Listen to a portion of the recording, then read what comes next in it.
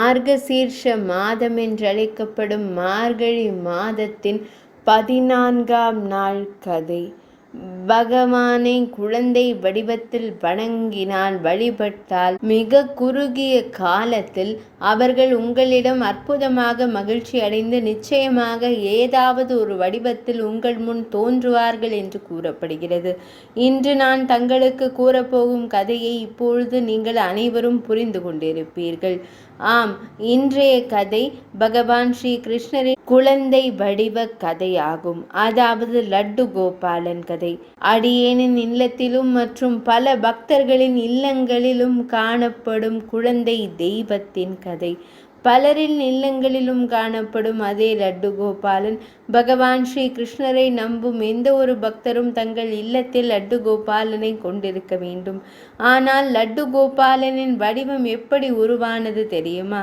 எல்லாவற்றிற்கும் மேலாக ஒரே ஒரு கரத்தில் லட்டு கொண்ட வடிவம் மட்டும் ஏன் வணங்கப்படுகிறது? பகவான் ஸ்ரீ கிருஷ்ணரின் இந்த குழந்தை வடிவம் எப்படி லட்டு கோபால் என்று பெயர் பெற்றது? உங்கள் இல்லத்தில் இருக்கும் லட்டு கோபாலனுக்கு நீங்கள் நிறைய உணவை பரிமாறுகிறீர்கள்.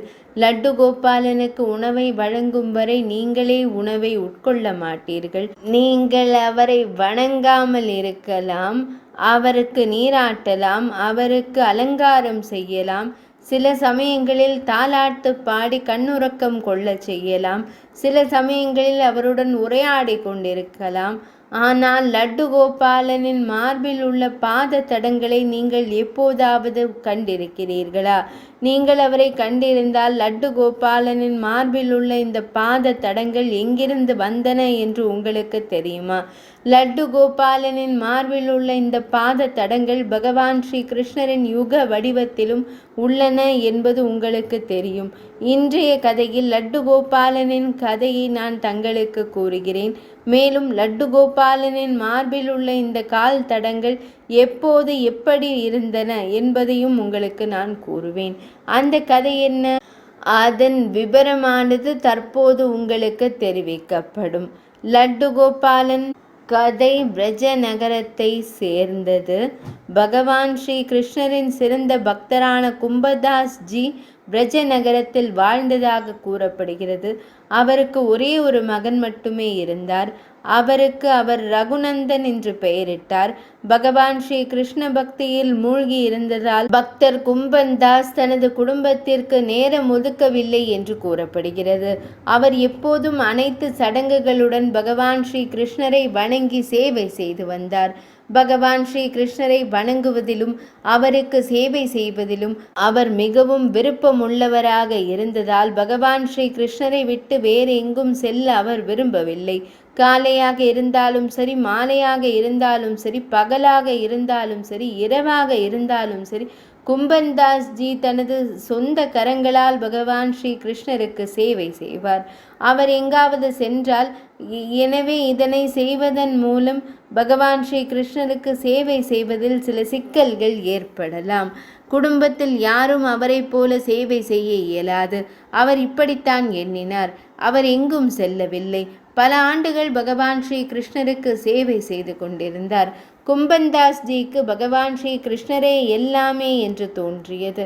ஒரு நாள் பகவத் கதைக்காக பிருந்தாவனத்திலிருந்து அவருக்கு அழைப்பு வந்தது. அதை செவிமடுத்த அவர் ஆரம்பத்தில் செல்ல மறுத்துவிட்டார். ஆனால் பக்தர்கள் நிறைய வற்புறுத்திய பின்னர் அவர் பிருந்தாவனத்திற்கு கதைக்காக செல்ல தயாரானார். இப்போது அவர் கடவுளின் சேவைக்கு தயாரான பின்னர் ஒவ்வொரு நாளும் கதையை செய்துவிட்டு திரும்புவார் என்றும் அதனால் அவர் ஒவ்வொரு நாளும் தனது சொந்த கரங்களால் பகவான் ஸ்ரீ கிருஷ்ணருக்கு சேவை செய்ய முடியும் என்றும் கடவுளுக்கு சேவை செய்வதில் எந்த தடையும் இருக்காது என்றும் எண்ணினார்.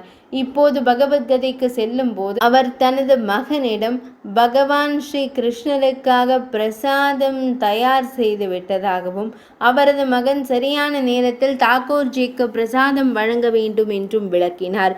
இதை கூறி கும்பன்தாஸ் ஜி பகவத்கதையை கூறச் சென்றார். ஆனால் அவர் இல்லாத நேரத்தில் அவரது மகனும் அவரது கட்டளைகளை பின்பற்ற வேண்டியிருந்தது. அவரது மகனும் மிகவும் கீழ்ப்படிதல் உள்ளவராக இருந்தார். இப்போது கும்பன்தாஸ் ஜியின் மகன் தூய இதயத்துடன் கேட்டுக்கொண்டார். தாக்கூர்ஜி வந்து உணவை வழங்கினார். உண்மையில் கும்பன்தாஸ்ஜியின் மகன் மிகவும் காயமடைந்தார். அவர் மிகவும் வேதனை அடைந்தார். பகவான் ஸ்ரீ கிருஷ்ணர் வந்து தனது கரங்களால் உணவை உட்கொள்வார் என்ற எண்ணம் அவரது மனதில் இருந்தது. ஆனால் பகவான் ஸ்ரீ கிருஷ்ணர் வரவில்லை. அவர் விதையிலிருந்து விதை வரை அவரிடம் கேட்டு பகவான் ஸ்ரீ கிருஷ்ணர் வந்து உணவை வழங்க வேண்டும் என்று கூறினார். பகவான் ஸ்ரீ கிருஷ்ணர் வரவில்லை என்பதை கண்ட மகன் இதை கண்டு மிகவும் வருத்தம் அடைந்து அழத் தொடங்கினார். இப்போது அழுது ஸ்ரீ கிருஷ்ணரிடம் பகவானிடம் பிரார்த்தனை செய்து, கடவுள் வரவில்லை, இது நடக்காது. பிறகு என்ன நடந்தது? தாக்கூர்ஜி ஒரு குழந்தையின் வடிவத்தில் சிலையிலிருந்து வெளியே வந்து சாப்பிட அமர்ந்தார். பகவான் ஸ்ரீ கிருஷ்ணர் தனது முன் உணவருந்துவதை கண்டார். மகன் மிகவும் மகிழ்ச்சி அடைந்தார். இதற்கு பின், ஆம் தந்தை, நான் உணவை வழங்கினேன். இப்போது இதை கேட்ட கும்பன்தாஸ்ஜி தனது மகனிடம் பிரசாதத்தை கேட்டார். பின்னர் மகன், தந்தை தாக்கூர்ஜி அனைத்து உணவையும் சாப்பிட்டதாக தெரிகிறது. அவர் செய்தார், எதையும் விட்டு வைக்காதே. நான் உனக்கு எங்கிருந்து பிரசாதம் கொடுக்க வேண்டும்? கும்பன்தாஸ்ஜி எல்லா உணவையும் உட்கொண்டார். அவர் எதையும் சேமிக்கவில்லை. இப்போது போகாவிற்காக தனது மகனிடமிருந்து பிரசாதத்தை கேட்டபோது அவரது மகன், தந்தை தாக்கூர்ஜி எல்லா உணவையும் உட்கொண்டார் என்று கூறத் தொடங்கினார். எதையும் சேமிக்கவில்லை.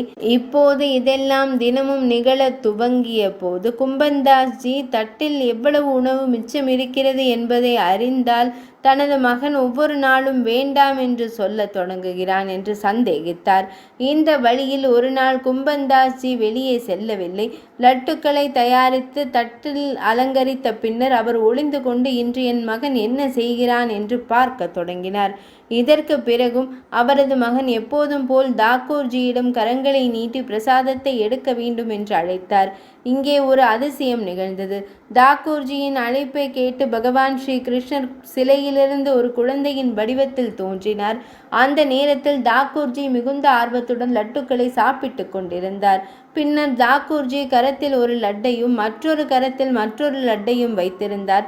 அவரது மற்றொரு கையில் லட்டு அவரது வாய்க்கு மிக அருகில் இருந்தது.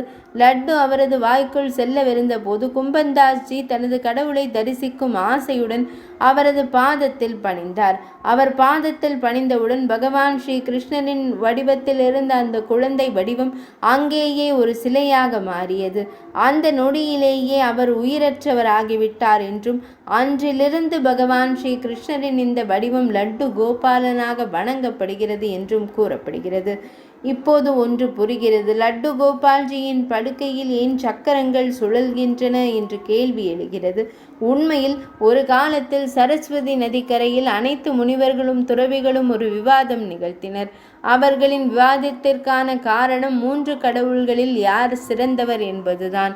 முனிவர்களால் அவர்களின் விவாதத்திற்கு எந்த தீர்வையும் கண்டறிய இயலாத போது 3 கடவுள்களில் யார் சிறந்தவர் என்பதை கண்டறியும் பணி முனிவர்களில் சிறந்தவரான பிரம்ம முனிவரிடம் 3 கடவுள்களை சோதிக்க வழங்கப்பட்டது. பிரம்ம ரிஷி முதலில் பிரம்ம லோகத்தை அடைந்தார். அங்கு காரணம் தெரியாமல் அவர் பிரம்மதேவர் மீது கோபம் கொண்டு, நீங்கள் என்னை அவமதித்து விட்டீர்கள் என்று கூறத் தொடங்கினார். இது கேட்டு பிரம்மதேவரும் கோபமடைந்தார். பிரம்மதேவர் கோபமடைந்து, உங்கள் தந்தையிடமிருந்து மரியாதை பெற விரும்புகிறீர்கள் என்று கூறினார். பிரம்மதேவர், நீங்கள் எவ்வளவு பெரிய அறிஞராக இருந்தாலும் பெரியவர்களை மதிக்க மறக்காதீர்கள். இதை கண்டு பிருகு முனிவர் மன்னிப்பு கேட்க தொடங்கி பிரம்மதேவரிடம், பகவானே, நீங்கள் கோபமாகிவிட்டீர்கள். நான் இங்கேயே நின்றேன். நீங்கள் கோபப்படுகிறீர்களா இல்லையா என்று காண விரும்பினேன் என்றார். இதன் பிறகு பிருகுமுனிவர் மகாதேவரை சந்திக்க சோதிக்க கைலாச மலைக்கு சென்றார். அங்கு அவர் சென்றதும் மகாதேவர் அந்த நேரத்தில் தவத்தில் மூழ்கி இருப்பதை அறிந்தார். இப்போது அவர் நந்தி காளையை கேட்டார். ஏனென்றால் நந்தி தேவர் காளையின் மகாதேவியின் காவல் அதிகாரி என்று கூறப்படுகிறது. அவ்வாறு நந்தி தேவரை அழைக்க வேண்டும், காவல் தெய்வமாகவே அழைக்க வேண்டும். மேலும் அவர்தான் விருப்பங்களை நிறைவேற்ற அவற்றை இறைவனிடம் தெரிவிப்பவர். இப்போது பிருகுமுனிவர் நந்தி தேவரிடம் என் வருகையை குறித்து மகாதேவியிடம் தெரிவிக்க கூறினார். இதற்கு நந்தி தேவர், இந்த நேரத்தில் மகாதேவர் தவத்தில் மூழ்கி இருப்பதால் நான் இதை செய்ய முடியாது என்று கூறினார்.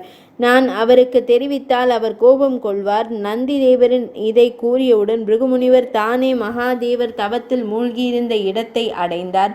மகாதேவரை அழைத்து அவர், ரிஷி பகவானே, உங்கள் கதவுகள் எப்போதும் முனிவர்களுக்கு திறந்திருக்கும்.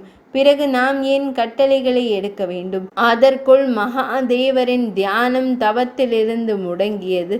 மகாதேவர் கோபமடைந்து பிருகுமுனிவரிடம், ரிஷியே, உங்கள் மரணம் உங்களை இங்கு கொண்டு வந்தது. நான் இப்போதே உங்களை சாம்பலாக்கி இருப்பேன். பின்னர் அன்னை பார்வதி தேவி அங்கு வந்து பிருகுமுனிவரின் உயிரை காப்பாற்றி ஈசனாரிடம் வேண்டினார். அப்போதுதான் ஈசனாரின் கோபம் தணிந்தது, சிவனாரின் கோபம் தணிந்தது. இதன் பின்னர் பிரம்ம ரிஷி பகவான் ஸ்ரீ வைகுந்தநாதனின் இருப்பிடமான வைகுந்தத்தை அடைந்து அங்கு சென்றதும் பகவான் ஸ்ரீஹரி கண்ணுறக்கம் கொண்டிருப்பதை கண்டார். பின்னர் பகவான் ஸ்ரீஹரி அவரை கண்டு வேண்டுமென்றே உறக்கம் கொள்வது போல் நடிப்பதாக எண்ணி பகவான் ஸ்ரீஹரியின் மார்பில் தனது பாதத்தால் அடித்ததால் பகவான் ஸ்ரீ மகாவிஷ்ணுவின் உறக்கம் கலைந்தது. அவர் எழுந்தவுடன் பகவான் ஸ்ரீஹரி முனிவரின் பாதங்களை பிடித்து, முனிவரே, உங்கள் பாதங்களில் காயம் ஏற்பட்டதா என்று கேட்டார். இதை கூறியதும் பகவான் ஸ்ரீஹரி வெட்கம் கொண்டு மகிழ்ச்சி அடைந்தார். இதன் பின்னர் பகவான் ஸ்ரீஹரி 3 கடவுள்களில் மிகவும் சத்துவ குணத்தில் மிகுந்தவராக அறியப்பட்டார். அவ்வாறு அறிவிக்கப்பட்டார். பிருகுமுனிவர் அடித்த உதையால் அவரது பாதங்கள் பகவான் ஸ்ரீ மகாவிஷ்ணுவின் சிலைகளின் கல்லறைகளில் உள்ளன. லட்டு கோபால்ஜியாக இருந்தாலும் சரி, லட்டு கோபாலனுக்கும் யுகல் கிஷோரனாக இருந்தாலும் சரி, அவர்களின் பாதங்கள் பகவானின் இதயங்களில் தெரியும் என்பதாக கூறி அதற்கு இதுவே காரணம். இதுதான் இன்றைய 14ஆம் அத்தியாயம் என்று கூறப்படும் 14ஆம் நாள் கதை இனிதே நிறைவடைந்தது.